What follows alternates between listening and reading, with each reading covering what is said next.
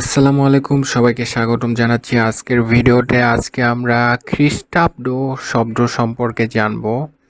শব্দটির সাথে আমরা পরিচিত, এটি কাকে বলে, অর্থাৎ খ্রিস্টাব্দ মানে কি বোঝায় এবং এটি মূলত কবে থেকে গণনা শুরু করা হয় সেটা আমরা জানার চেষ্টা করব। চলুন শুরু করি আজকের এই ভিডিওটি। খ্রিস্টাব্দ যীশুখ্রিস্টের জন্মের পর থেকে গণনা করা বছরগুলিকে বলা হয় খ্রিস্টাব্দ। মানে এই যে দেখতে পাচ্ছেন এখানে মাঝখানে যদি 0 ধরি, এটা হচ্ছে যীশুর জন্মের সময়। তারপর এডি 1, 2, 3 এদিকে হচ্ছে খ্রিস্টাব্দ শুরু হলো।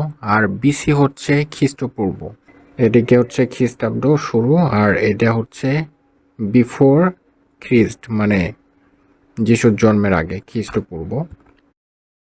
অর্থাৎ এর বিপরীতে খ্রিস্টের জন্মের পূর্ববর্তী সময়কে খ্রিস্টপূর্ব বা বিফোর খ্রিস্ট বলা হয়, বিসি। আর এটা হচ্ছে এডি। এখন চলে কত, 2024, রাইট? সো আমরা এটাকে বলতে পারি 2024 এডি।